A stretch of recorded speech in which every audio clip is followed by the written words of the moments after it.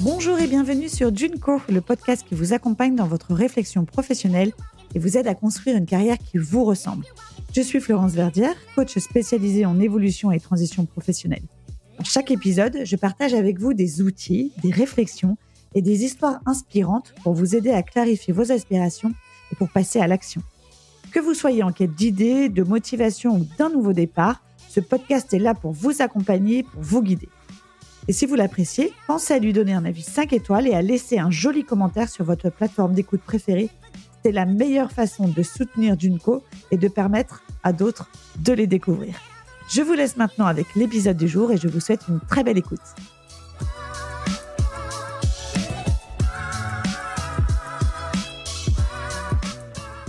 Bonjour Anne, je suis ravie de te recevoir aujourd'hui sur Junko. Donc Anne Mondy, tu es artiste plasticienne et décoratrice d'intérieur. Donc avant de plonger dans ton travail, j'aimerais pouvoir du coup apprendre un peu plus à te connaître et du coup pour que les auditeurs aussi puissent te découvrir. Alors ma première question, ça va être justement quelle est la première chose que tu aimerais qu'on sache de toi? Ah là là là là. Déjà, bonjour. Bonjour à toi, bonjour à vous.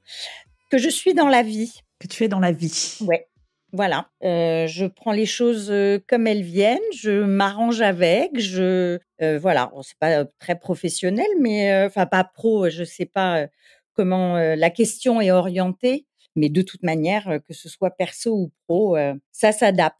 Voilà, ouais, vraiment naviguer avec la vie, ce qu'elle nous apporte, que ce soit les pensées, les opportunités.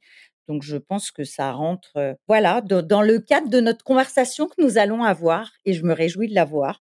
Alors, est-ce que tu peux nous parler de ce que tu faisais avant d'être artiste, de ce qui t'animait en fait dans cette première vie professionnelle? Alors, j'ai démarré, j'étais pas du tout scolaire, donc j'ai arrêté mes études à 17 ans. Et puis, très vite, voilà, il fallait que je fasse quelque chose et je me suis ayant une famille et un papa, acteur et metteur en scène et ayant quand même baigné dans ce milieu-là, je suis devenue et je voulais m'occuper d'artistes et je suis devenue attachée de presse. Donc, au départ, de théâtre. Pourquoi le théâtre? Parce que, j'avais fait un petit stage, en 3e comme attachée de presse, cinéma et cetera et le théâtre me permettait d'avoir un contact direct avec les comédiens, d'aller dans leur loge, d'échanger avec eux, d'avoir un véritable échange et de m'occuper de personnes et non pas, d'une bobine de film, par exemple, ou d'un album, de musique, voilà. Donc ce choix de la proximité, d'échange, de communication physique était hyper important, pour moi. J'ai fait ça pendant 4 ans. Je me suis occupée, donc j'ai été assistante puis attachée de presse. J'ai plutôt démarré en amenant les cafés et les sandwichs, hein, à l'époque, c'était une autre époque sans être rémunérée, voilà, mais c'était une époque où tout ça était encore, on peut faire des belles carrières en amenant, des cafés et des sandwichs. Donc vraiment le bas de l'échelle qui pour moi est la meilleure des écoles avec, tout ce que comporte le fait d'être assistante très jeune, très tôt,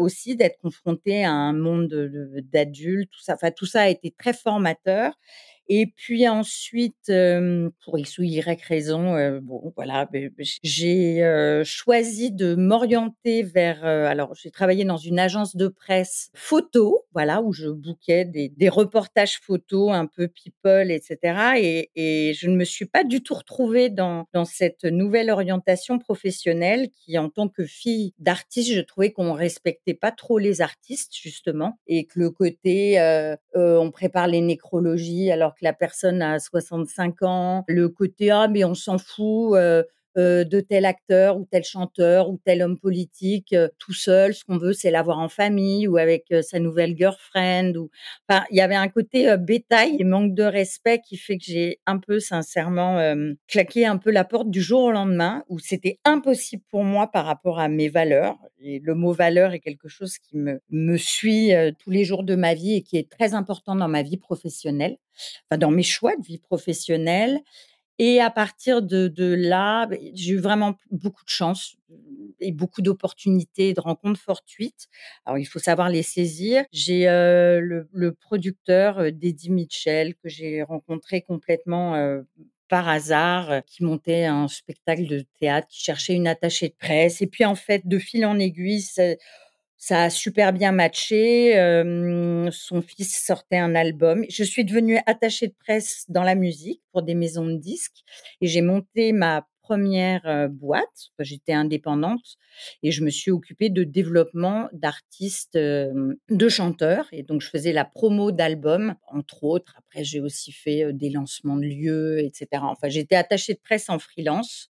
Tu peux nous expliquer un peu ce que c'est attaché de presse, concrètement, ce travail? Bien sûr, c'est faire la promotion, c'est-à-dire contacter, faire connaître, faire contacter les médias. Alors que ce soit, à l'époque, il y avait pas internet et tout ça, mais c'était vraiment presse, radio, les émissions de radio, de télé, les journaux télévisés, organiser des interviews, c'est-à-dire être, l'interface entre les comédiens et les médias, voilà. Donc c'est avoir le plus, d'articles, d'émissions, bah, de promotion pour le spectacle ou l'artiste ou le lieu dont on s'occupe.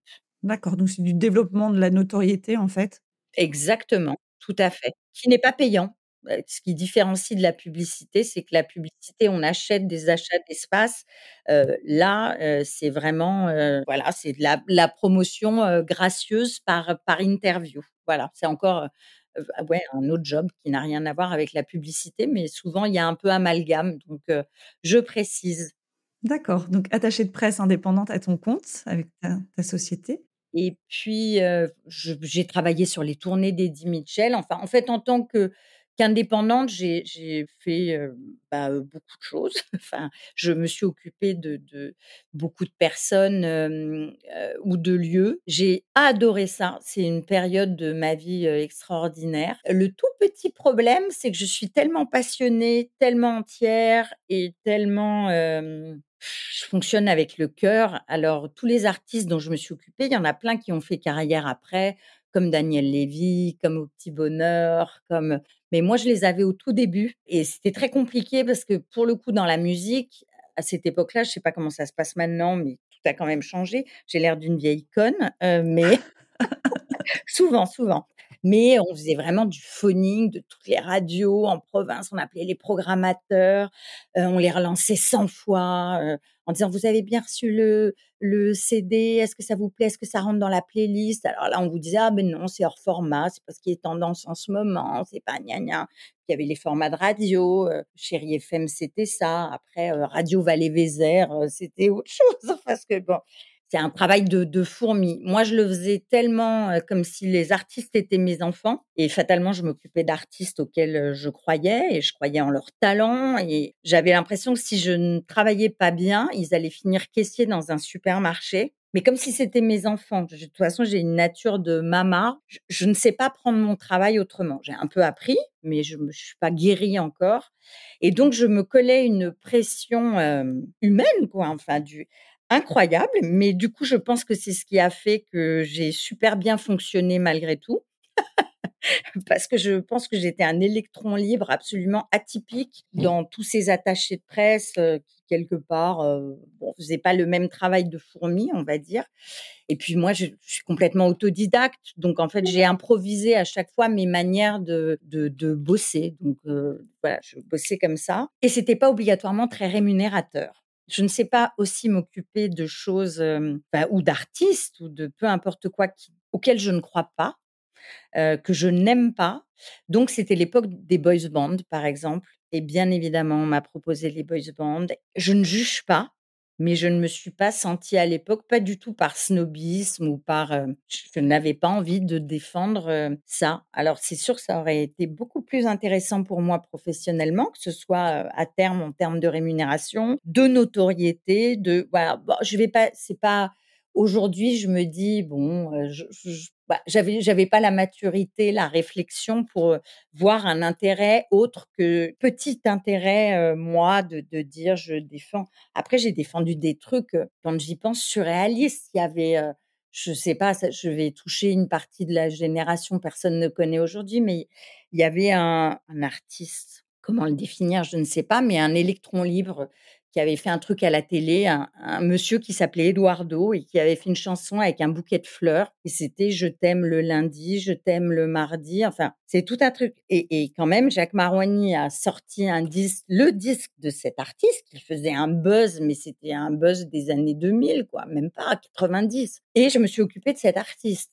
parce que moi je ça m'avait tellement éclaté et le personnage était tellement, surréaliste, mais adorable, mais tellement premier degré. Était compliqué, à cerner, mais voilà, je me suis occupée d'Eduardo et ça m'a éclatée de bon, voilà et à un moment, fatalement, j'en ai longtemps entendu parler, par mon père, tout mon plan d'épargne logement est passé dans cette société. C'est-à-dire que le petit pécule, que mes parents avaient mis de côté, pour, me mettre le pied à l'étrier pour mon premier appart, bah, non.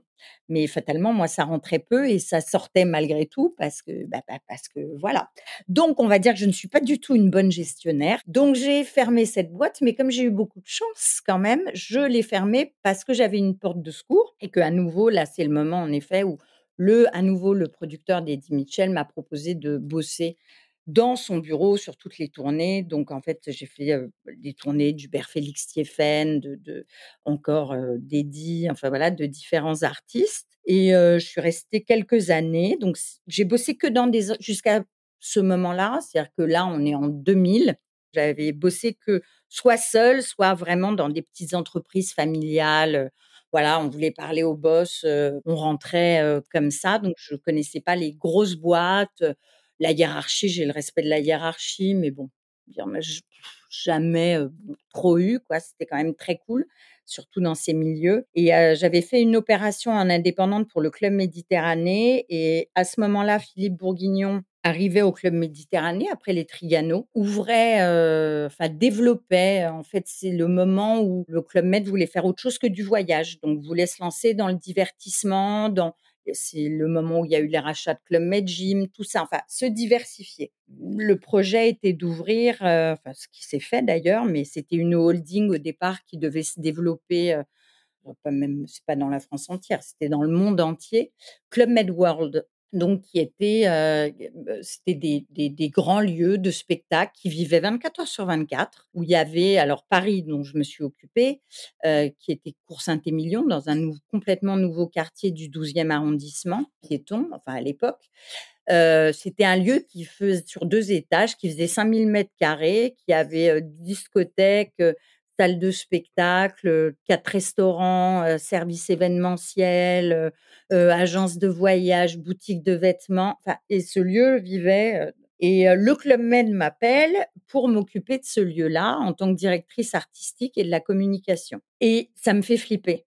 C'est-à-dire que moi, je suis bien au chaud, Claude Will Productions, où tout va bien, Ouais, à ce moment-là, tu es toujours avec les tournées d'Eddie Mitchell, c'est ça? Donc bien au chaud, bien tranquille, petite, routine et je fais les entretiens, tout ça. Alors déjà, j'ai un problème, je saoule ma fille avec ça, bon, enfin elle, tout va bien, mais ayant arrêté mes études tôt et n'ayant pas été très scolaire et très assidue, je parle très mal anglais. Je conseille à tout le monde, c'est une priorité. C'est parler anglais, déjà la base et d'autres langues si vous pouvez. Mais si ça fonctionne pas en France, votre job et que vous êtes doué pour, l'opportunité absolue, avec beaucoup de courage, c'est d'aller faire la même chose et de tenter sa chance ailleurs. La langue, moi, tous les jours, je suis bloquée par ça. C'est-à-dire que je pourrais avoir un développement absolument encore, incroyable et 10 000 fois, je suis dans cette frustration permanente. Donc vraiment le peu importe l'âge, moi je sais pas, ça doit être inconscient, je trouve pas le temps ou je ne sais pas, mais voilà, je ne m'y suis toujours pas mise Et déjà, c'est un problème, un peu le côté Club Med, je parle pas anglais, enfin, je me sens pas du tout, le syndrome de l'imposteur. J Non seulement moi, ça me fait flipper, je me sens pas à la hauteur, je sens que j'ai pas tout, les fonctionnements, les je flippe, véridique et je refuse. Je dis: «Non, poste en or, hein, monstrueux, joli salaire», enfin et je refuse. Et la vie est bizarrement faite et c'est magique, et j'adore, la vie, ma vie, pour ça, pour les surprises. On me rappelle et on pense qu'en fait le salaire ne me convient pas et que l'offre, n'est pas, et j'ai beau dire: «Mais non, pas du tout». En plus, la personne qui m'avait prise en fait pour l'opération en externe, c'est elle qui me rappelle qu'on envoie un peu au charbon en lui disant: «Mais toi tu la connais, c'est elle qu'on veut, machin et tout». Et elle m'appelle en me disant: «Mais c'est quoi Anne?» Je lui dis: «Non, non», elle s'appelait Annie, Annie Jean, que j'embrasse, si elle écoute. Et je lui dis, «Mais non, non Annie, c'est pas du tout ni le salaire, ni rien du tout. Sincèrement, je le sens pas, ça me fout les jetons et puis, je sais pas, l'anglais», enfin vraiment, j'ai le complexe quoi, enfin je sais pas, des trucs, je me faisais des montagnes. Et je lui dis: «Non, non». Elle me dit: «Écoute Anne, vraiment, c'est une belle opportunité. Si tu veux, on te rajoute ça, donc les vacances, les trucs», enfin je me retrouve avec un truc et là, je me repose la question et en fait, encore le confort absolu et la chance. Je vais voir Claude Wild, donc mon boss et je lui dis: «Écoute, voilà, Claude, j'ai une proposition, de fou, machin et tout». Et là, c'est quelqu'un qui m'a beaucoup, inspirée, auprès duquel j'ai beaucoup, appris, un personnage assez, singulier. Mais il me dit donc le rêve: «Tente, tu peux pas ne pas y aller». Nous ici, ça ronronne quand même. Voilà, c'est les tournées d'Eddy, il va pas en faire non plus, 150, enfin voilà. Essaye et puis si ça foire ou que tu te plais pas, bah, reviens.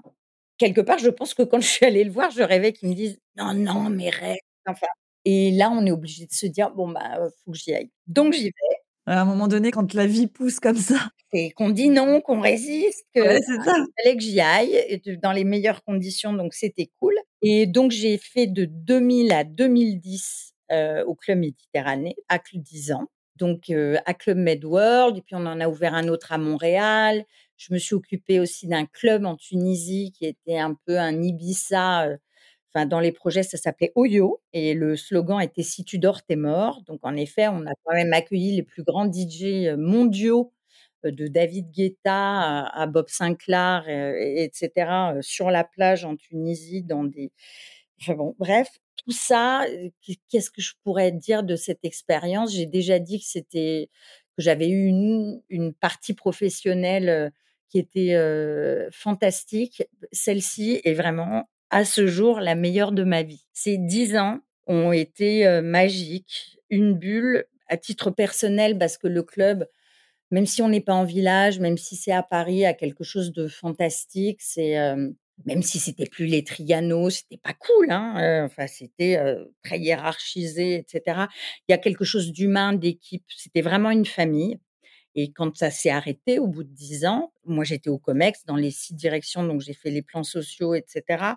Vraiment, j'en rêve souvent la nuit. Je suis restée en contact avec plein de monde, mais c'était une vraie famille. Il y avait quelque chose d'humain et j'ai beaucoup appris. J'ai essayé de partir quand même parce que fatalement, j'ai eu beaucoup de mal à rentrer dans le cadre. Et justement, je voulais te demander par rapport à toutes les peurs que tu avais avant, où vraiment tu résistais et cetera. Ça a été quoi, en fait, les leçons apprises par rapport à ça? Le fait que toutes les peurs, gros groupe, hiérarchie, gros projet, je parle pas anglais, nin nin nin. Qu'est-ce qui a fait que, Ça a enfin été compli alors je mentirais, mais pour moi, je suis pas très malléable. En fait, enfin malléable parce que je suis impulsive et encore une fois, j'ai besoin, d'être alignée avec tout, je suis assez complexe quand même. Je m'améliore, j'ai beaucoup travaillé, mais il y a un moment où c'était trop compliqué pour moi, émotionnellement, on va dire. Je suis hypersensible, hein, donc je porte les choses, dans mon corps, dans voilà.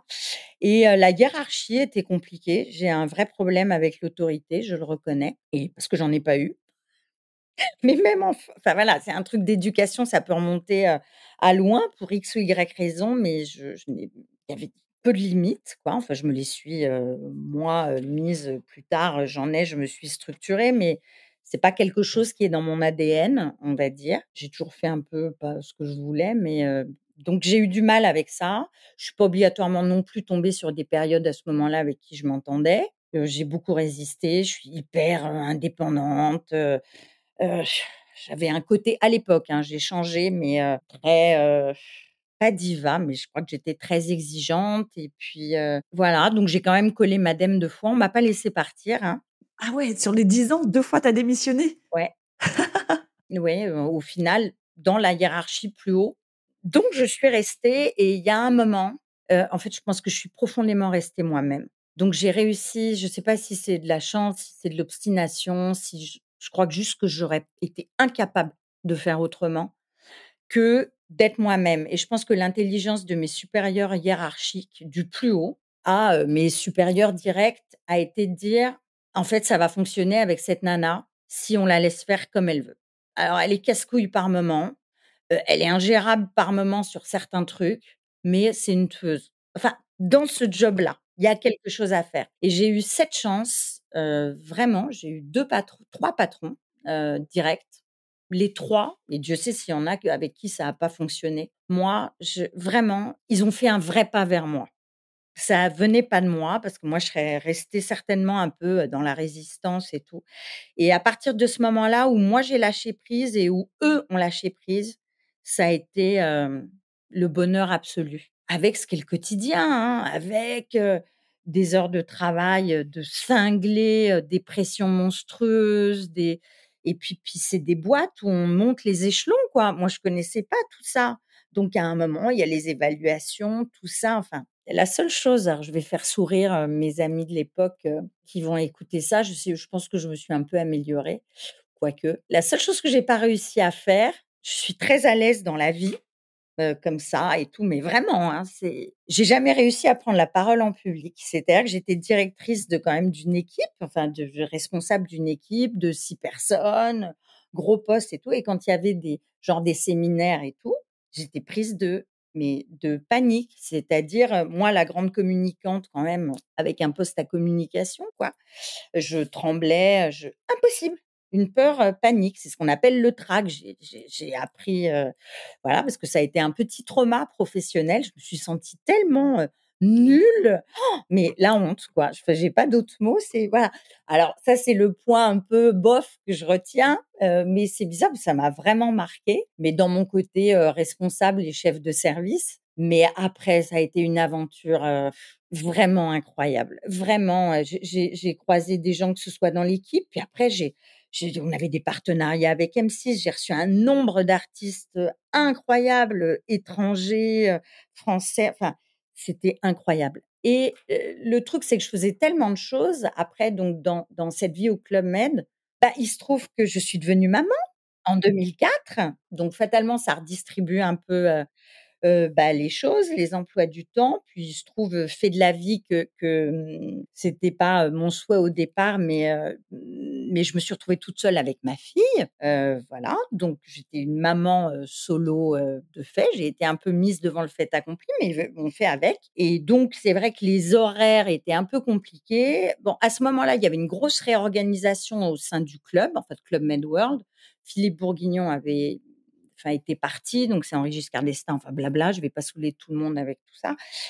En fait, on m'a donné d'autres postes plus adaptés par moment. Enfin, j'ai gardé mes postes, et tout, mais on quelque part, on m'en a rajouté parce qu'ils réduisaient les budgets aussi, donc fallait et moi, à ce moment-là de ma vie, je me disais: «Mais mon Dieu, j'ai un job, j'ai un salaire, je suis toute seule avec ma fille, de tu prends tout». Et quand je parlais de diva et d'exigence, je suis restée un peu exigeante, puis après voilà, il y a mon personnage et ma personnalité, mais que j'assume pleinement aujourd'hui. Mais j'ai arrêté, enfin ce côté très, ouais, je crois que le côté diva m'allait bien et je suis devenue, quelqu'un qui, remerciait tous les jours d'avoir un boulot, qui acc quoi qu'on lui propose, faisait. Donc je suis devenue, je me suis occupée de la boutique, donc j'adore la mode, j'adore les fringues, donc ça, c'est devenu un bonheur aussi en plus du reste, à faire les inventaires, avec une personne qui est devenue une de mes meilleures amies aujourd'hui. Enfin voilà, j'ai appris plein d'autres jobs.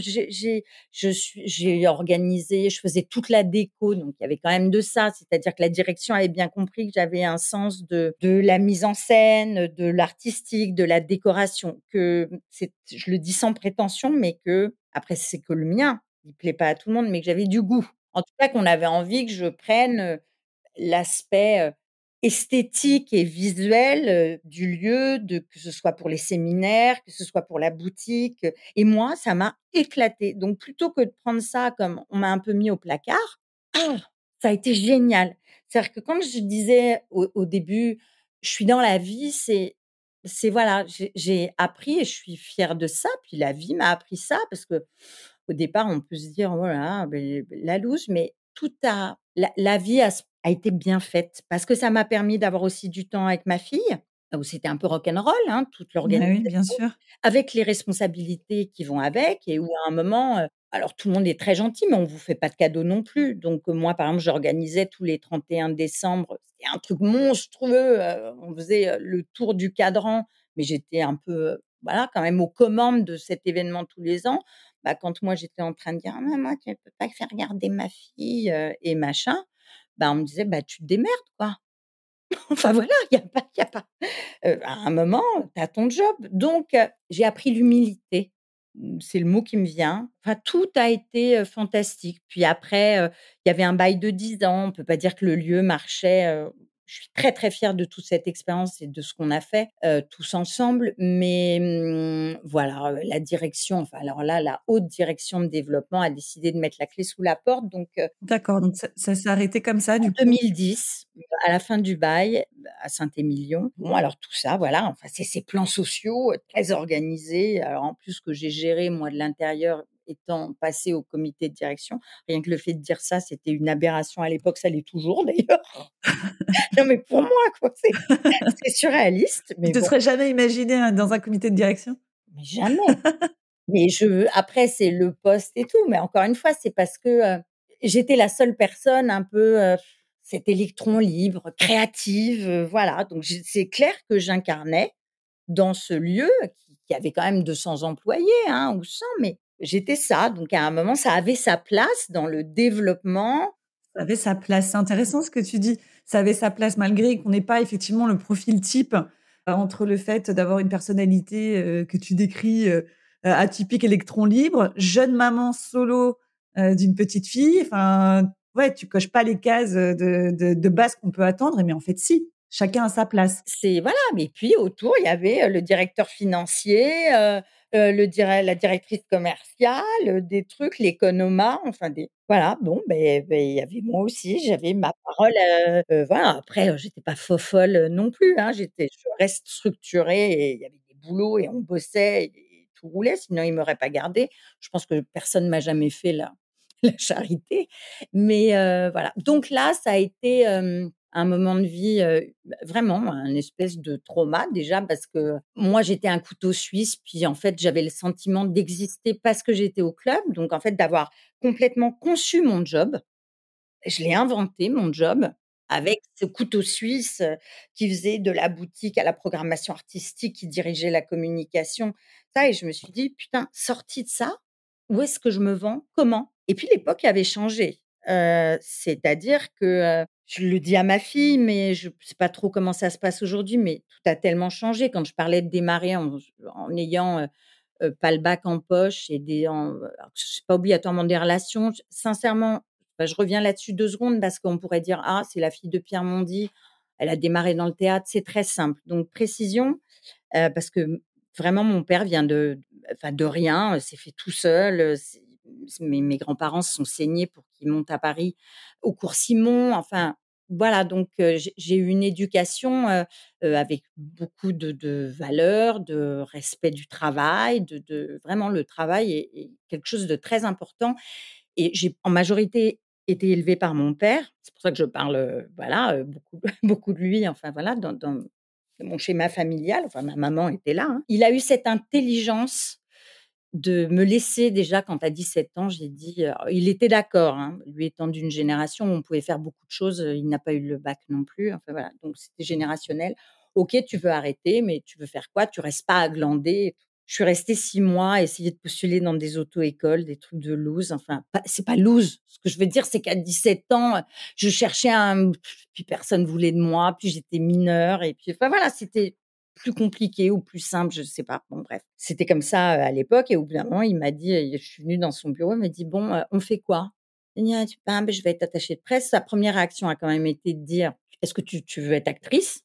Pour lui, c'était une évidence que je sois actrice. Donc il m'a dit: «Je te préviens, si tu veux être actrice, tu fais des cours, tu fais les cours Simon». Comme lui quand même, il fallait que quelqu'un reprenne la crèmerie, personne l'a reprise, mais bon. «Tu fais les cours Simon» et je lui ai dit: «Non, non, moi j'ai pas du tout envie, enfin voilà, je veux bosser dans ce milieu-là, mais pas à cette place-là, je vais être» et mon père, c'est dingue, m'a dit à ce moment-là, donc j'avais 17 ans, hein, il m'a dit: «Tu verras, attaché de presse, tu vas faire ça un temps, ça va te gonfler, tu continueras pas à faire ça». Bref, il m'a regardé droit dans les yeux et il m'a dit: «Je vais te donner un coup de main.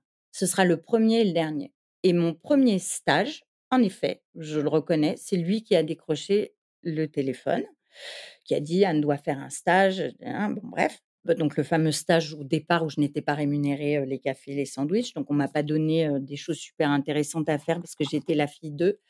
Et après j'ai toujours pensé qu'on gardait pas quelqu'un 4 ans si elle faisait pas l'affaire.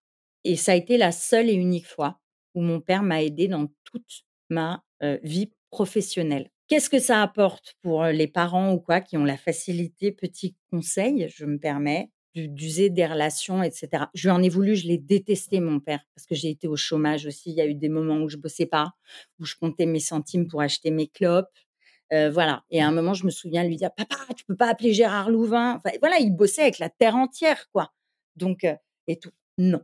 Ah déjà mon père, il avait un truc, c'est ne rien devoir à personne. Je pense que j'ai aussi ce truc-là.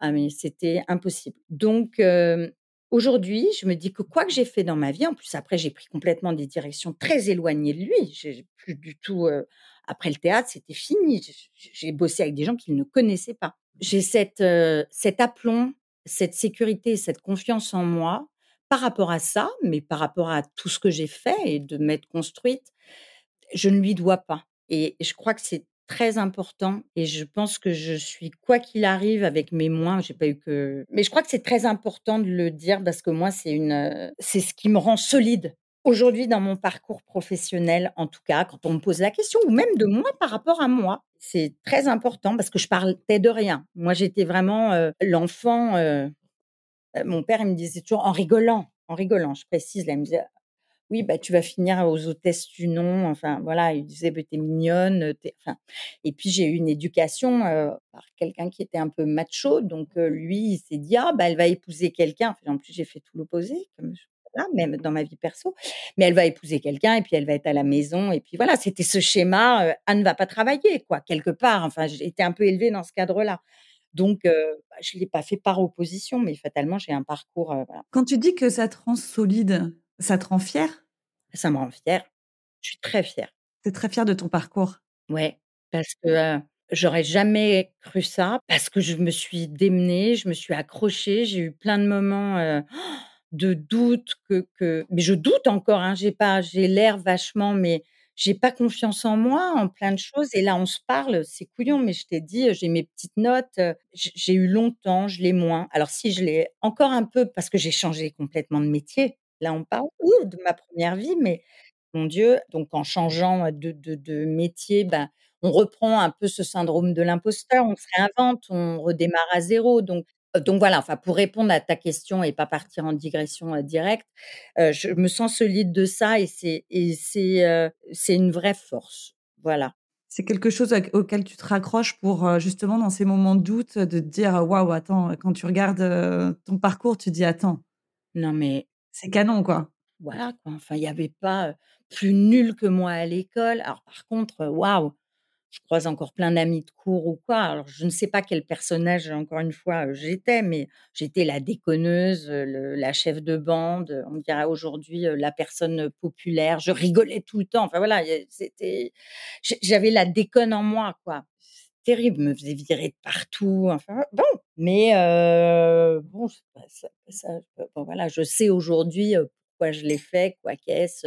Bon, mais je pense que j'aurais pu, bon voilà, j'avais pas le cadre, j'avais pas l'envie. Si quelqu'un, tu vois, la jeune fille là, que tu étais nous écoutait là, aujourd'hui écouterait, tout ce que tu es en train de raconter, tu aurais envie de lui dire quoi? Tu penses qu'elle penserait quoi? Qu'est-ce que tu aurais envie de lui dire? J'aurais envie de lui dire, «Tout est possible». Vraiment, pas reste toi-même parce que je pense qu'on évolue, tous les jours, la vie nous fait évoluer donc ce qui est important, c'est de rester aligné avec ce qu'on est au moment. Bah, au moment T, moi, j'étais pas la même, j'avais pas les mêmes envies, il y a 20 ans, j enfin, on apprend la maturité, l'expérience, tout ça, faut être aligné. Moi, je sais que, pareil, ma grande fierté, sans dire: «Ah waouh, je suis fière de tout», c'est en effet d'exister et d'avoir fait des choix qui me permettait d'être moi-même. Ça, c'est pour moi extrêmement important parce que je n'aurais pas dû trouver ma place.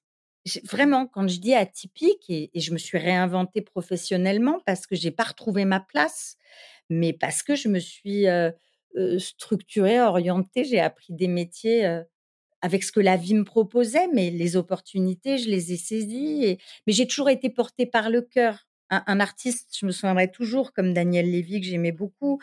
Personne ne le connaissait, il chantait dans un tout petit bar et un jour, je suis sur une radio, je sais même plus comment s'appelle cette radio, qui était une radio minuscule et j'entends une chanson que j'écoute toujours, tout le temps, j'écoute cette chanson et je fais à la radio.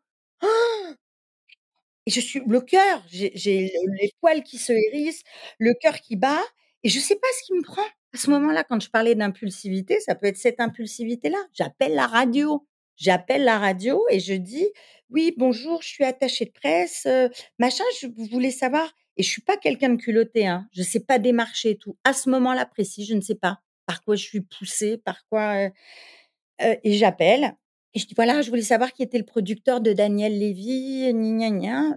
Vraiment, je sais pas, 3 jours après, je reçois un appel: «Oui, bonjour, c'est Albert Cohen», qui est quand même le producteur des 10 commandements et compagnie aujourd'hui, enfin et de plein d'autres spectacles d'ailleurs, homme que j'adore, enfin voilà, aussi. Enfin, en fait, j'ai eu beaucoup de gens que j'aimais beaucoup dans ma vie, voilà, en tout cas très inspirants et qui m'ont fait confiance, donc quoi qu'il arrive. Tous les gens, à un moment qui ont dit: «On parie sur elle», je suis hyper reconnaissante.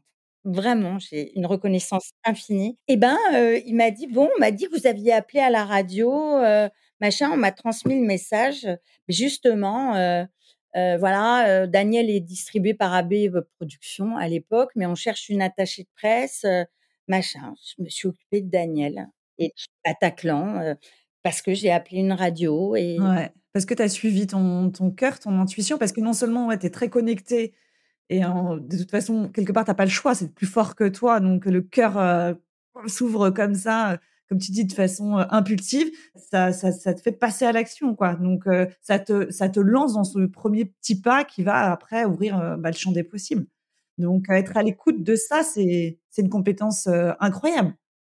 d'un autre côté, tu me dis: «Anne, bon, alors là, faut démarcher». Faire du phoning, mais je ne l'ai jamais je suis incapable de faire ça et c'est là où je parle de ma personnalité, je ne sais pas me forcer. Quand je disais: «Je peux pas m'occuper de quelque chose, je ne sais pas faire», même dans mon art aujourd'hui, je ne peux pas, c'est impossible.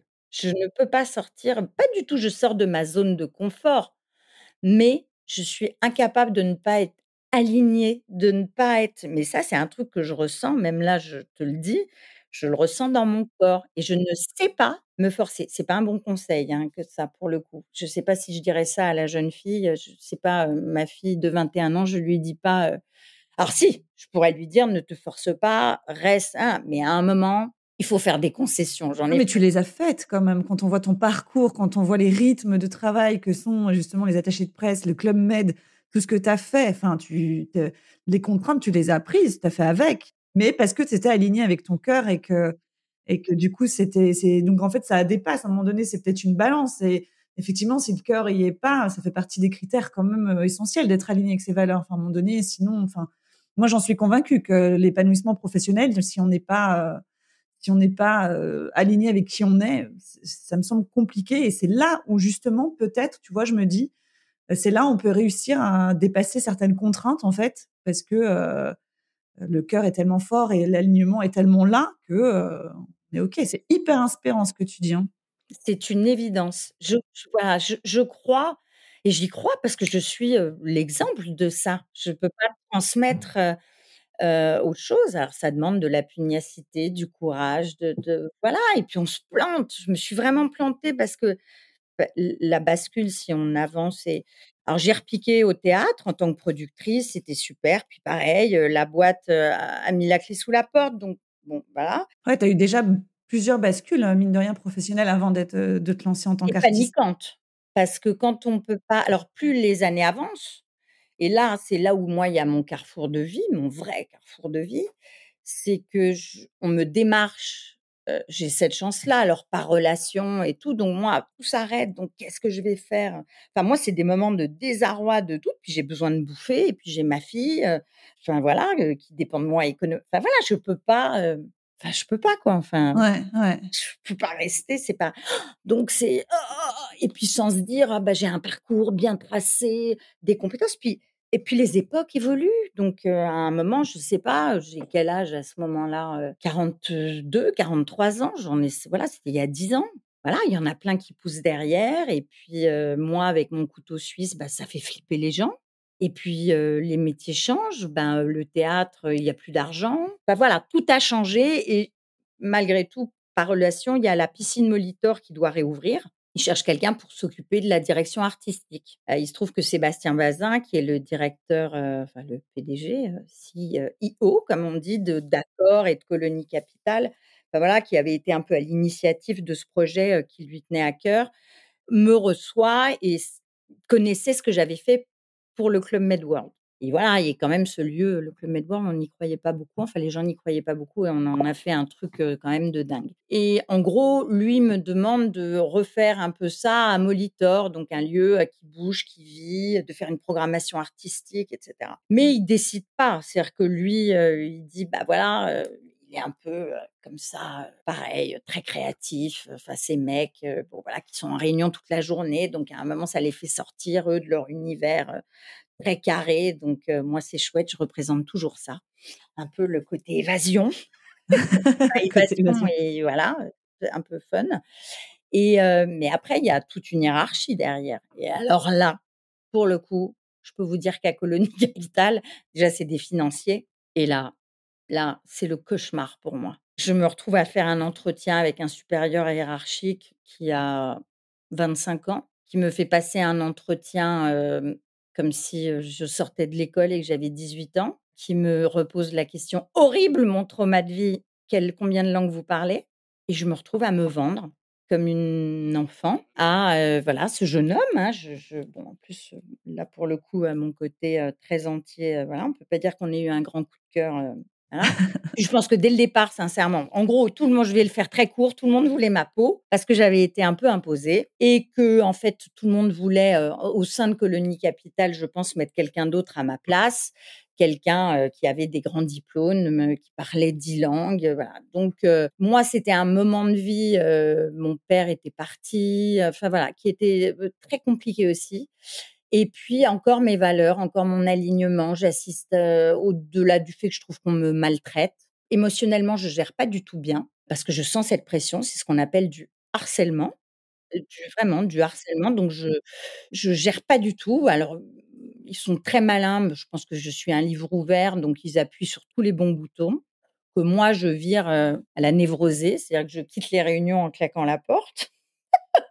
Non, mais voilà, émotionnellement, je sombre, mais dans une dépression de toute manière abyssale et enfin abyssale, oui, quand même et j'assiste à des réunions, bon, je devrais pas dire ça, ils vont me coller un bon, où je trouve qu'on respecte pas beaucoup le client. En fait, c'est impossible pour moi de travailler pour cette boîte. C'est impossible de faire ce projet, puis j'ai pas les éléments pour travailler, je peux pas recevoir enfin rien n'a été conçu pour que je fasse mon métier. Donc je rentre tous les soirs en larmes, je suis désespérée. Puis là, vraiment, je me dis: «Je peux plus, en fait, tout ce milieu-là de la com me fatigue, me saoule, je suis plus alignée avec tout ça, j'en ai marre de faire semblant, j'ai jamais fait le tapin, j'ai pas envie de le faire, enfin, tout ça et ça devient c'est plus fort que moi. Je claque la porte 1 mois et demi avant la réouverture de Molitor. quand je parle d'impulsivité. Voilà, ne faites pas comme moi, mais je ne sais pas faire autrement. Ah, je sais pas, hein, je sais pas, ne faites pas comme moi, être en dépression, pleurer tous les soirs, être Bon, malmené, harcelé. ça oui, j'ai pas très bien organisé les choses non Ouais, c'est ça, mais des fois, il y a des notions d'urgence aussi, de santé mentale. Enfin, à un moment donné, on est sur ces sujets-là maintenant, facilement, mais c'était peut-être moins le cas, mais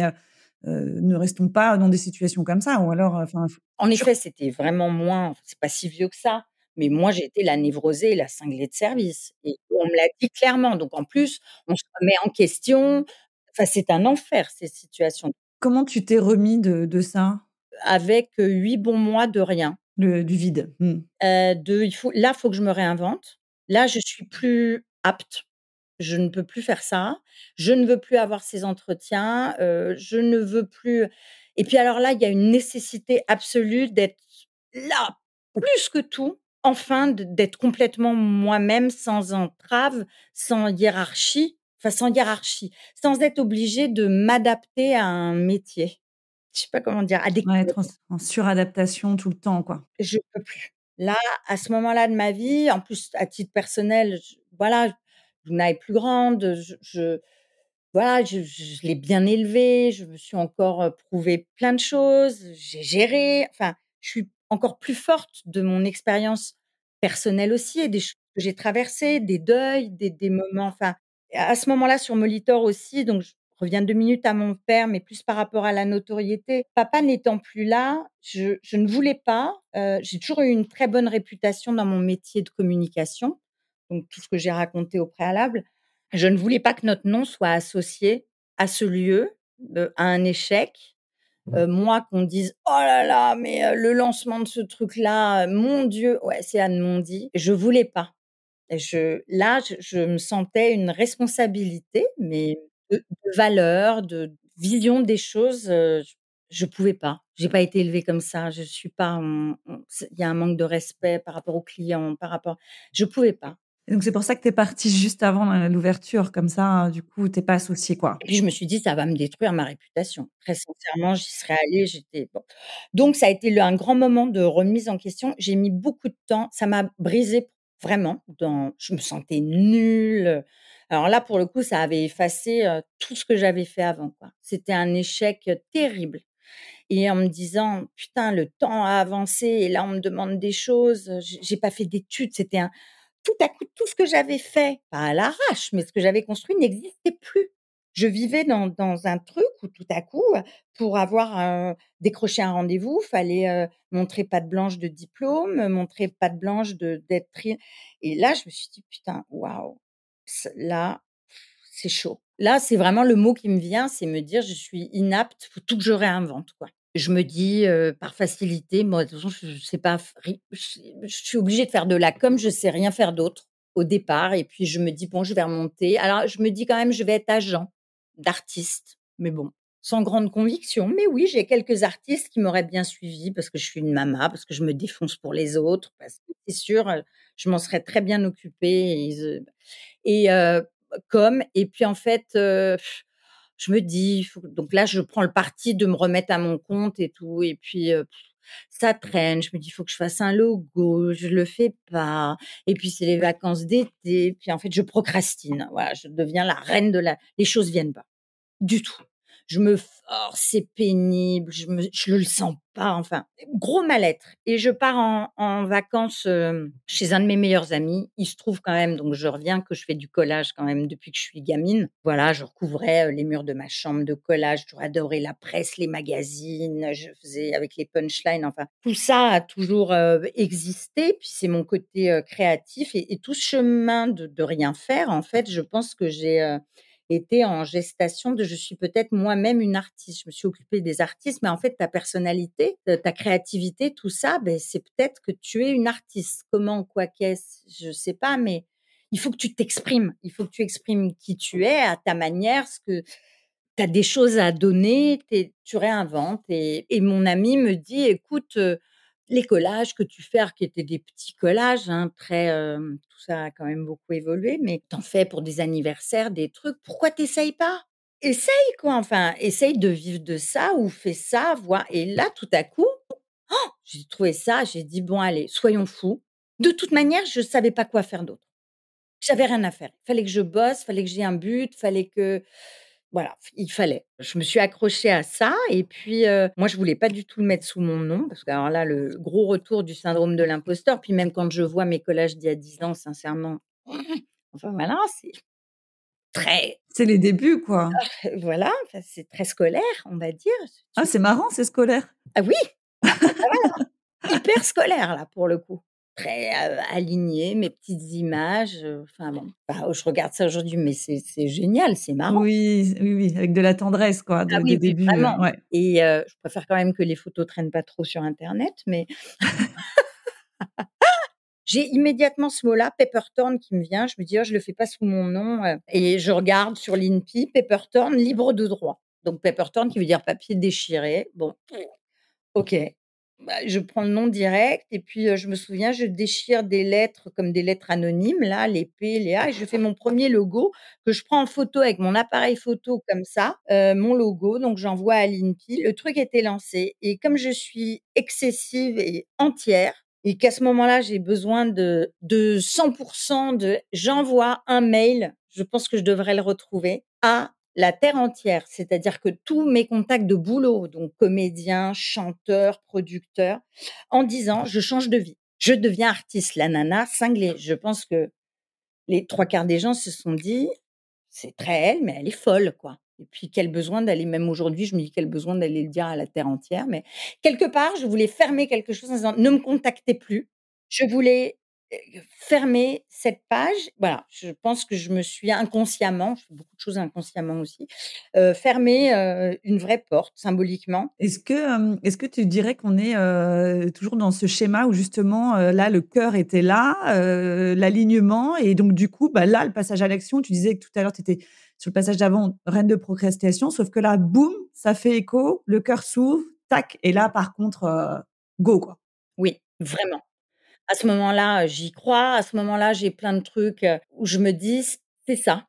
En fait, mon amour de la déco, des couleurs, du goût, je suis hyper manuelle, je suis hyper bricoleuse parce que j'avais pas de mec pour, non, enfin, j'ai appris à bricoler. J'adore ça, quoi. Enfin, ah là là, les mains dans j'adore. Je suis un vrai mec, pour ça et tout ça prend un sens et là, je pense beaucoup à ma mère. C'est-à-dire que mon art du collage, c'est la mise en scène de mon père, bah, tout ça, toutes les inspirations que j'ai eues. Mais j'ai une mère qui était une artiste plasticienne, qui ne s'est jamais, fait confiance, qui ne s'est jamais révélée et qui n'a jamais bossé, mais qui à la maison dans la cave faisait des trucs, mais incroyables. Je ne lui arrive pas à la cheville. Elle faisait des trucs avec des os de poulet, des plumes et un jour, bon, elle était très excessive, mais à un stade, elle a tout balancé à la poubelle. Je t'assure, c'était un truc de dingue et quel gâchis! Quel gâchis!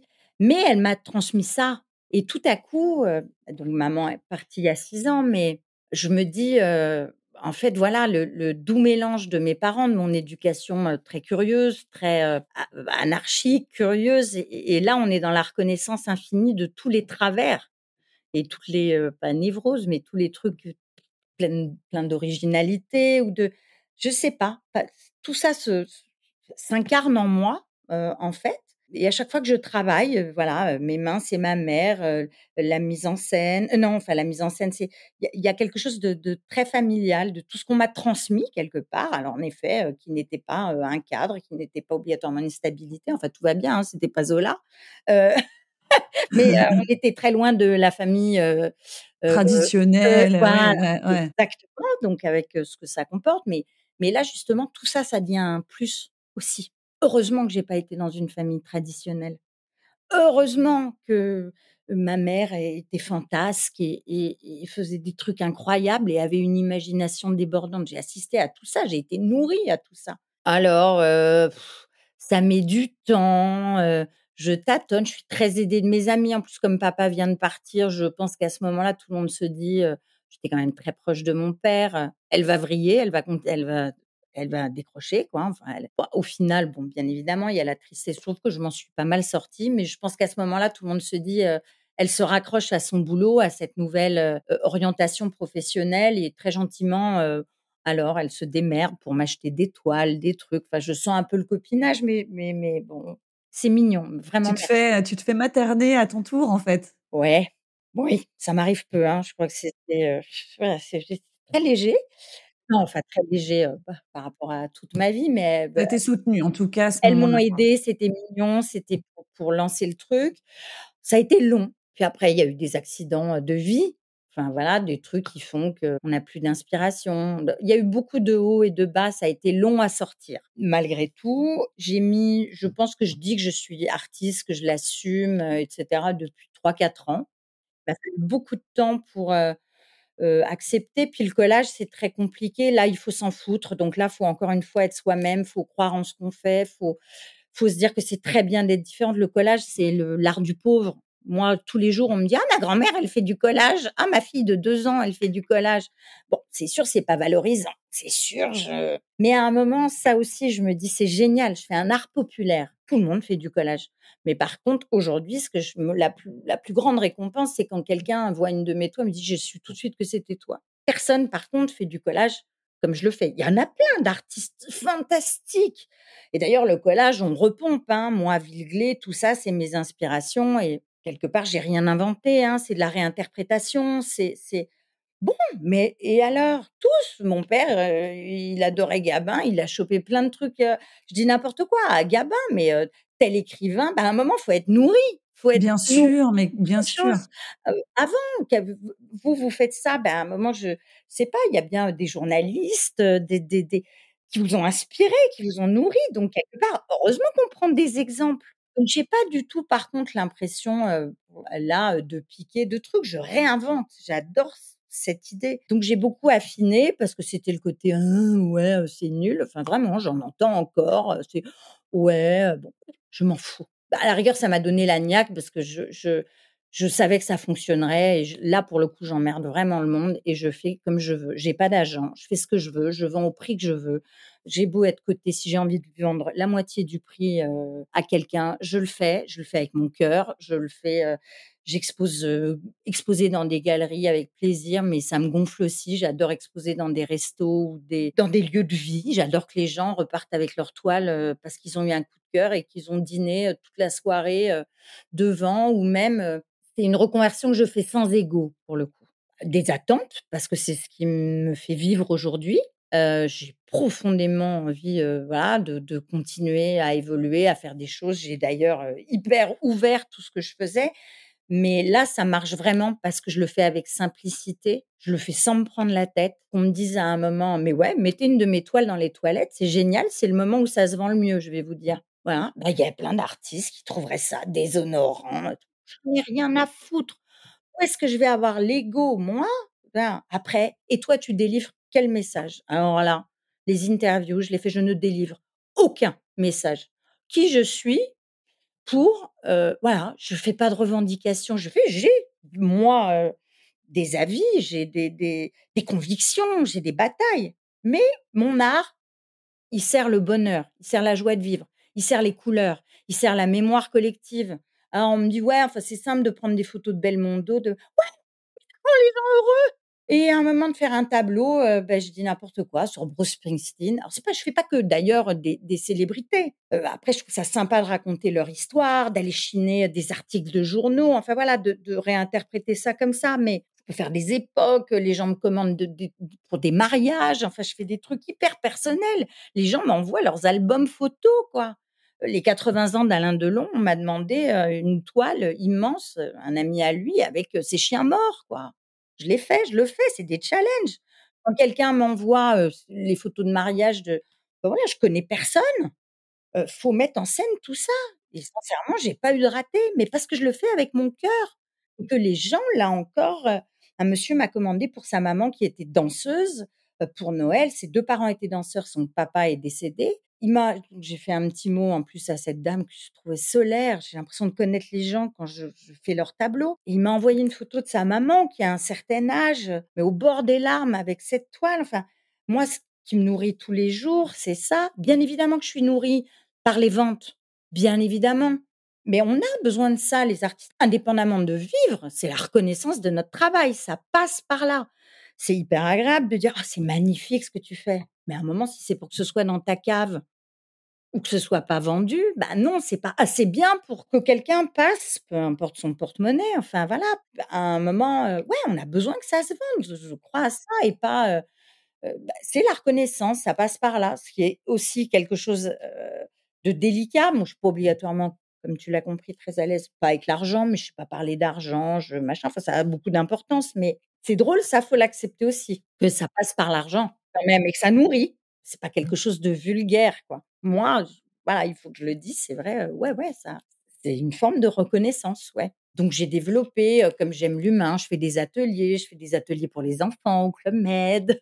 Heu, mais voilà, je recouvre des voitures. C'est-à-dire que là, toutes les opportunités alors je fais un peu gaffe, j'ai fait beaucoup de choses gracieusement, j'arrête un peu quand même, parce qu'à un moment, il faut vivre aussi, mais avec le cœur, quoi. Enfin, à un moment, on va me dire, voilà, bah, il y a plein de trucs que j'ai faits. J'ai juste dit: «Je veux pas que ça me coûte de l'argent», mais je le fais, quoi. Enfin, en matériel, je veux dire, mais je suis pas payée. Enfin, je parle de recouvrir des voitures, mais c'est des enfin, après, c'est des Lamborghini et des trucs comme ça, hein, je vais pas me plaindre, hein, mais des salons, des trucs merveilleux, mais quand je disais, encore une fois, être dans la vie, c'est les opportunités. Puis chaque chose qu'on fait, aussi peut-être petite soit-elle, apporte d'autres choses. J'y crois. Faut pas se mettre en avant par, encore une fois, par ego. C'est pas un truc de réseaux sociaux, c'est pas un truc de parce qu'il faut être vrai, faut être dans la vérité. Je crois vraiment en ça. J'ai fait les 50 ans du Palais des Congrès, j'ai fait une toile en live, je l'ai fait, c'était génial, c'était un moment, j'étais en salopette et tout. Ben, ça, il y a 2 personnes ce soir-là qui sont passées, qui ont vu ce que je faisais, bah, ils connaissaient pas. Donc ils ont fait: «Waouh! Mais nous, on veut ça pour notre séminaire» et je sais pas si ça se concrétisera. Mais en tout cas, à un moment, on est visible. On est visible et à un moment, faut croire qu'1 ou 2 personnes, waouh! Et puis après, ça fait des petits. Donc par moment, faut savoir donner, pas obligatoirement penser aussi qu'à l'argent. Moi, je sais que les choses sont arrivées aussi parce qu'il y a certaines choses, en effet, que j'ai fait gracieusement. Je me suis donné beaucoup plus de pas de mal que je mais bon, à un moment, voilà, ce qu'il faut savoir le faire, pas tout le temps. Il y a un moment, faut arrêter, élever le pied parce que faut pas que les gens, en abusent. Mais se rendre visible, c'est intéressant cette notion de se rendre visible pour se développer d'une façon ou d'une autre et qu'effectivement, on ne sait pas chaque moment, chaque opportunité, chaque rencontre peut amener à des belles surprises et c'est ce qu'on voit aussi dans ton parcours. Ça a été le cas puisque finalement, on est beaucoup venu te chercher par, ta personnalité, par ce que tu avais fait avant et cetera et donc ça a été toujours, des déclencheurs de d'autres moments de vie professionnelle. Là, pour être dans la transmission, vraiment sans prétention aucune et vraiment j'adore cet entretien. Tout ce qu'on fait, enfin toutes les rencontres en effet peuvent vraiment déboucher, sur quelque chose dans la vie privée, dans la vie mais moi je pense que les gens comme tu dis, sont venus me chercher ou à un moment parce que j'ai fait les choses de la manière dont je les ai faites et que je les ai faites avec le cœur.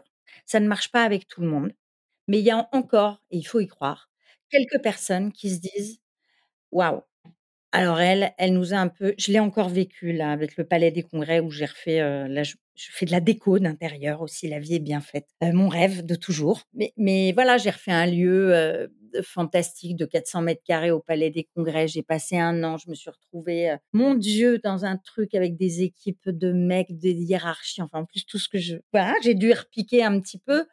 Mais et pareil, décoratrice, j'ai refait le théâtre La Bruyère, mais j'ai peu d'expérience. Donc encore une fois, putain, ils m'ont fait confiance, mais je pense que le 1er jour quand je suis arrivée, ils se sont dit: «Mais qui est cette nana, quoi?» Enfin, Mais ils t'ont fait confiance parce que c'était toi, quoi. À chaque fois, tu mets de et mais tu sais, je suis convaincue qu'on y revient beaucoup à ça, que les gens, en fait, ont besoin de la singularité des autres, tu vois? Ils ont besoin d'aller chercher, de voir des différences, de voir qui sont les gens et de vivre ça. Moi, je suis que ce convaincue de soit ça. pas fake. À l'authenticité plus que jamais. L'authenticité en étant, hyper pro, hyper, voilà, carrée, respectueuse. Je pense aussi dans vraiment les conseils, ça je tous les jours de ma vie et ça on me l'a appris, mon père me l'a appris quand papa est parti, mais on me l'a toujours dit, c'est ce que les gens retiennent de lui, tous les gens qui ont travaillé avec lui, c'est cette humilité, faites attention du mec qui fait la plonge. Dites bonjour, les prénoms, un mot, on n'est personne de plus important par un poste, par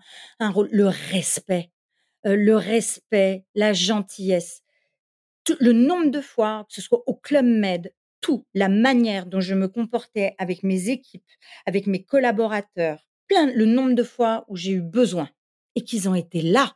Parce qu'à un moment, c'est de l'échange, c'est tout. Et je vois là sur les chantiers que je fais, ah ouais, il faut savoir dire au mec: «Putain, c'est génial, bravo. Tu veux un café? Tu veux un truc?»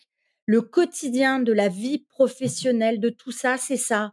Parce qu'à un moment, quand moi j'ai eu besoin, c'est un exemple, hein, de rajouter un petit mur, mais ça c'est valable dans la vie perso aussi, des exemples j'en ai, de rajouter un mur en papier peint ou quoi, bah, le mec: «Non, non, non, allez, je te le fais». Le nombre de fois, ça parcourt mes journées ça, de gens qui me rendent. Je le fais pas pour ça. Je dis juste qu'à un moment, cette valeur-là, quand on l'a en soi et qu'on la pratique, ça a un effet, Boomerang, bien sûr, quand on incarne ça. pas au moment où on l'attend obligatoirement, mais à un moment, paf! C'est fantastique que les gens te disent, c'est là où je dis aussi comment on le fait. C'est que moi, je pense pas que les gens disent: «Oh bah, Anne, non», on va dire, je pense, hein, elle est agréable à bosser, elle est marrante, elle est un peu casse-couille et hésitante par moment, mais voilà, il y a tout ça fait que mais on dira toujours, «Putain, elle est sympa, elle se prend pas pour, elle est hyper simple». Ah bon, c'était elle la directrice du chantier? Voilà, enfin, sois humble. Humble, tu n'es au-dessus de personne. Tu ça, c'est certainement de l'éducation parce que moi, tous les jours, je m'étonne que quelqu'un se permette ci, se permette ça. Je trouve ça aberrant. Je sais pas si ça s'apprend, mais je crois à ça profondément. La gentillesse, l'authenticité, me Ouais, ça sert. Faut faire attention, faut voilà, mais le quotidien en tout cas, peu importe, tu tombes sur un connard, qui te répond pas, qui te dit pas bonjour, bon, tu te remettras, tu en as rien à foutre, bah, c'est un connard. Mais toi, tu as donné, puis c'est important. Le sourire aussi, même si tu vas très mal. Alors avec les proches, ouais, mais sinon tu as pas à imposer, ta mauvaise humeur ou alors, ça je sais très bien le faire, je peux déraper, alors à la maison, dans le boulot, tout, savoir s'excuser, l'humilité, toujours. Je m'excuse, expliquer. Tu n'y étais pour rien, mais je le fais même avec ma fille, je le faisais quand elle avait 2 ans, quoi. Je m'excuse. on peut beaucoup transférer tout ça de la vie pro perso et en fait, on a tendance à scinder, à se mettre dans des cadres très serrés, très fermés. Dans le cadre pro, ça se fait pas et cetera. Mais si, il y a beaucoup de choses en fait, on peut être soi-même dans la vie pro, dans la vie perso. Il y a pas le fossé, il est pas là, quoi, et on peut rester, les mêmes personnes, apporter notre plus-value, tout en étant dans le cadre, la souplesse dans le cadre. Il y a pas de problème avec ça, quoi. Je pense que ce qui rassure, justement, c'est comme en amour. J'ai toujours dit, je me suis pas toujours appliquée à moi-même et à mes copines, c'est toujours plus simple dans ce sens-là. N'aie jamais les choses au forceps. Ne force jamais. Un mec qui veut pas de toi ou une nana, enfin je dis n'importe quoi, tu pourras l'avoir parce que tu auras fait la danse des 7 voiles, parce que tu seras allé chialer devant sa porte, parce que OK, c'est ce que j'appelle l'avoir au forceps. Ça ne te nourrira jamais. Tu n'auras jamais confiance en cette relation parce que dans un tout petit coin de ta tête, tu auras toujours conscience que tu as forcé et ce que je crois, c'est que il vaut mieux être ce qu'on est et que les gens avec qui ça match professionnellement ou pas, ou qui vous acceptent au fur et à mesure du temps. Tout ça, ça nourrit. Tout ça, ça assied la confiance en soi parce qu'on ne ment pas. On est dans la authentique, donc on t'aime pour ce que tu es, mais on parle pas que d'humain, pour tes capacités professionnelles, encore une fois. Surtout aujourd'hui, personne fait la charité.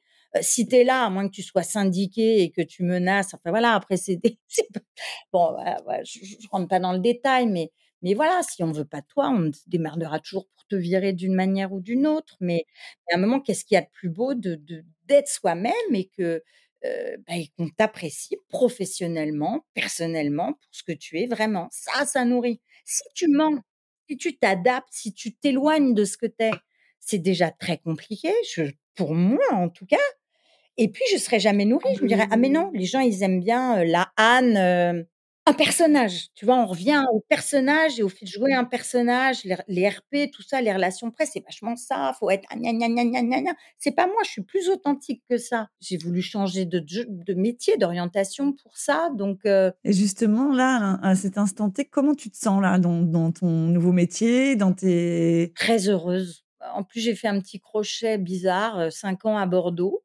Mais bon, là, on parle pas de ça, on en parlera autour d'un café ou d'un apéro, mais je vais pas raconter ça, mais je suis revenue à Paris il y a presque 2 ans et je revis, quoi.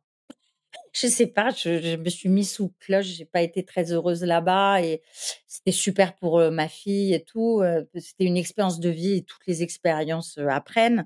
Ce sera à refaire, je le referai, mais mon Dieu, quel bonheur d'être revenue, dans la vie, dans l'énergie parisienne, de retrouver, ce bordel, cette inspiration, de sortir, justement, de rencontrer des gens et avec qui tu peux déclencher des projets. Ils se font pas, mais encore une fois, d'être dans la vie, quoi. Dans la vie, je peux pas alors avec ce qu'elle apporte, hein, je vois le côté plein et je suis aussi dark que je peux être positive, mais je pense que profondément, je suis très positive, et que je le travaille. C'est pas «Oui, oui» au pays des jouets chez moi, c'est pas, voilà, mais on fait quoi sinon? Bah, ouais, puis on a le droit d'aller mal, on a le droit de rester dans son pieu, 3 jours parce que, on n'a plus de force, on n'a plus d'énergie, on a le droit, cool. Faut prendre je pense surtout, faut être dans l'énergie. Je pense que le job, amène le job, le travail. Je crois vraiment au travail. Faut bosser, peu importe ce qu'on fait, faut bosser. Quand je pars en vacances, c'est un luxe, mais en fait, je suis revenue nourrie, parce que c'est mon job, mais je pense que ça doit être valable pour tout le monde. Tout est inspirant et sans obligatoirement que ce soit conscient. Chaque moment qu'on vit est une mais je pense que voilà, le corps est très bien fait, le cerveau est bien fait. Je pense qu'il y a plein de choses qui se font sans qu'on en ait conscience et à un moment, ça ressort, que ce soit dans l'écriture d'une page, dans on a lu un truc, on a un truc qui revient. Enfin, je trouve que c'est toute une harmonie et un échange et on est une machine bien faite et le principe, c'est ouais, voilà, d'être connecté aux choses et de faire avec. De toute manière, je suis pas une pro du lâcher prise, hein, je bosse beaucoup pour, mais de toute façon, faut faire avec. On a une vie, elle est là, faut se réinventer. Moi, je me suis toujours réinventée, vraiment. Je me réinvente. Je pense qu'à un moment, quand on stagne, quand on n'est pas bien et mes vœux, c'était, je te les enverrai, mais c'était de l'audace, encore de l'audace, enfin, faut se réinventer, faut pas stagner, faut pas rester là où on n'est pas bien. Alors après, il y a des moments où le faire. Moi, quand j'ai changé de job, je précise, j'étais propriétaire d'un appartement, je ne le suis plus aujourd'hui, donc la vie est faite aussi plein de voilà, mais parce que j'avais charge d'âme aussi, donc tout change quand on a aussi un enfant, donc faut savoir à qui on s'adresse. C'est pas la même chose, on se barre pas le cul dans le vent, de la même manière, quoi. Donc là, pour le coup, tout ce qui concerne ma fille et tout, voilà, je tout est hyper carré. Donc là, c'est pas je claque la porte et donc malgré tout, je fais les choses à un moment. Faut le caler, faut pas tout envoyer, péter avec, 2 enfants à charge, un mari qui bosse plus, qui est en recherche. Je dis n'importe quoi, mais il y a des moments de vie où on peut le faire, faut le faire comme ça. Mais que si on a la moindre le courage, la force et le petit moment, ce qui est une chance, hein. Il y a des gens, voilà, faut bosser, mais ce qui est important, c'est d'avoir conscience de cette chance. Faut bouger. Faut s le mot exact, c'est pas bouger, c'est se réinventer. Se réinventer. Et justement, pour terminer, comment tu aimerais que ton parcours inspire, ceux qui nous écoutent aujourd'hui? C'était pas gagné, C'était pas gagné. Alors ça, c'est génial. vraiment. La cancre, j'ai entendu des choses, tellement de choses, c'était vraiment pas gagné, vraiment. Et ça va continuer, hein, mais parce que je me donne les moyens, parce que j'ai bossé, parce que mais même sur moi, hein, enfin, énormément sur moi. Alors, peu importe les thérapies qu'on fait, comme on bosse avec des bouquins, avec des voilà, je me suis jamais dit, enfin, j'avais énormément de trucs à régler aussi. On apprend. Il y a un moment, il faut se dire: «Je suis soi-même», mais il faut faire des concessions aussi, il faut faire un pas vers les autres, il faut essayer un peu de rentrer, voilà, faut pas être en rébellion par rapport à tout, mais ça s voilà, chaque moment de la vie apprend ça. Donc je vous le dis, moi, oh! Je peux vous sortir mes carnets de notes, faire parler, toutes mes copines de classe, mes profs, mon prof d'anglais, monsieur Hayes. Je me souviendrai de tout ça parce que c'est des trucs m'ont dit: «Vous finirez éboueuse». Ce n'est pas un métier, je le dis avec tout le respect du monde, Non, non, mais on sait la signification que ça voulait dire quand on le disait. mais vous n'êtes bonne à rien. Donc moi, soit j'allais finir sur le trottoir, je vous assure, les options, c'était, enfin que j'ai pu entendre, hein, soit sur le trottoir avenue Foch, non, c'est trash, mais je l'ai entendu, soit en effet éboueuse, soit, me marier, voilà, enfin, être une, trophy wife et encore, hein, je suis pas Elle Macpherson, et cetera et j'ai jamais, prétendu être, voilà, donc il y a pire, il y a mieux, mais peut-être qu'à une époque, on me disait: «Ah, bah, elle est mignonnette, elle est un peu cucu, elle est un peu bêtasse». Alors par contre, il y a une intelligence que j'ai pas obligatoirement la culture et je suis loin de l'avoir et c'est souvent, un complexe, mais je sais me taire. Quand je ne sais pas, je le dis ou je me tais et vraiment, bah, là, c'est des lacunes fatalement, voilà. Puis après moi, j'ai travaillé tôt, donc on peut pas dire que j'ai eu le temps non plus de rattraper tout ça. Je le regrette, mais j'ai une intelligence que personne m'enlèvera, c'est celle du cœur et celle-là, elle vaut toutes les intelligences, et je le dis et j'ai des frissons en le Ouais, moi aussi. bon, voilà. Magnifique de finir là-dessus, l'intelligence du cœur. Moi, j'y crois fort, je suis complètement persuadée de ça. Vraiment, merci, merci Anne pour cette générosité. Je savais que ce moment allait être génial mais c'est vibrant quoi. Vraiment, Je j'ai des suis super frissons là. émue, voilà, l'hypersensible, j'ai des frissons et je suis Ouais, c'est super magique émue, c'était d'entendre ça. super. Enfin, c'était super de reparler de tout ça et c'est sûr, je vais pas faire la journée de la même manière. Je suis, remontée à bloc et j'adore transmettre, donc j'adore et puis vraiment de vous voilà, on se voit nous, hein, vous allez m'entendre, mais c'est une jolie rencontre et c'est un très joli moment en tout cas. Merci, merci, merci. Voilà, merci Joël quand même qui nous a mis en contact et puis je le savais que ça allait être chouette et je te l'ai dit. Comme on s'est abordé sur Instagram, c'était comme une demande en mariage et j'ai adoré elle a dit: «Oh là là, mais bon voilà, c'est pas, l'interview du messie». C'était génial cette Mais si, mais tu vois, en fait, la boucle est bouclée puisque, de façon spontanée, tac, ça m'a fait vibrer et pam, je suis allée à la spontanéité, à la toute intensité comme avec quelque chose qui me ressemble et tu vois, bah, ça marche et ça aboutit à des choses, bah, du coup, qu'on n'aurait pas imaginées. Donc, merci beaucoup Anne et puis, avec grand plaisir pour te suivre tes aventures. Au passage, ta fille, elle a l'air super là. On voit sur les réseaux et tout. Franchement, je vous ai suivi à San Francisco votre voyage. Ça donne envie de vous connaître encore plus. Merci. Et puis tu lui passeras le bonjour de notre. sans faute, sans faute. Merci à toi et à vite de se voir. Ouais, ça marche. Belle À journée. tous, à plus tard. Bye. Bye.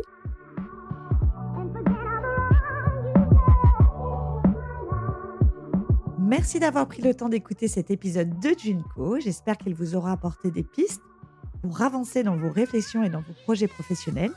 Pour en savoir plus sur mes accompagnements ou me poser vos questions, rendez-vous sur mon site internet où vous trouverez tous mes contacts ou sur mon compte Instagram. Les liens se trouvent dans le descriptif de l'épisode. Et n'oubliez pas, chaque petit pas compte. Osez explorer, questionner et agir, c'est déjà avancer sur le chemin d'une carrière alignée avec vous-même. Prenez soin de vous et de vos projets professionnels et rendez-vous très bientôt pour un nouvel épisode de Junko.